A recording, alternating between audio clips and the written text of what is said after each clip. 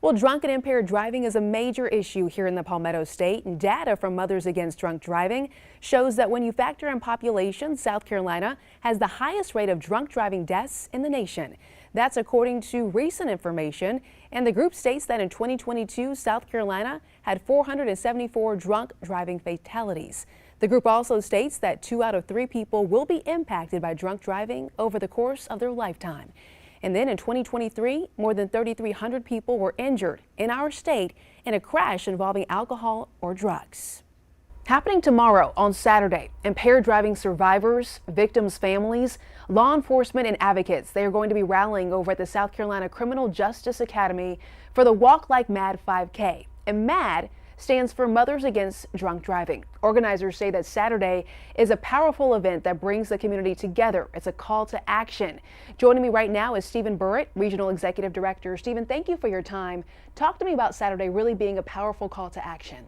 This is really an important time, I think, in history, both in our state and for the nation, for impaired driving. We're on the edge of some really powerful reforms. We can do more at our state house in South Carolina, so we're not #1 in the nation for drunk driving deaths per capita. We absolutely, on the national level, have already passed a law that says all new cars in the near future have to have passive anti-drunk driving prevention technology that one day will save 10,000 lives a year, yet it sort of stalled. And so we're at a time where really people have the opportunity to join their voices with MADD and really create some powerful change that will, change how cars are made and save lives for decades to come. And next weekend is going to be Memorial Day weekend that also points to 100 deadly days of summer. It's a time between Memorial Day and Labor Day. Talk to me more about that.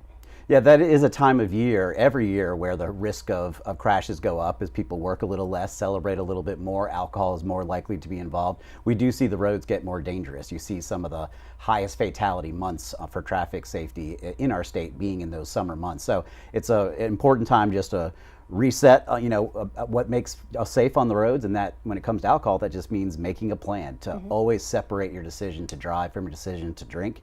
It's a totally preventable crime, and so there's never been more ways available to make sure that people don't drink and drive, and people just have to take that responsibility because we do have some of the most dangerous roads in the nation. Now talk to me about the initiatives and the services that you all provide. Sure. So we are trying to, end drunk driving literally through technology and legislation. We're supporting our law enforcement, who in the meantime are our #1 thing that will keep us safe tonight, is having lots of passionate, well-trained officers looking for impaired drivers.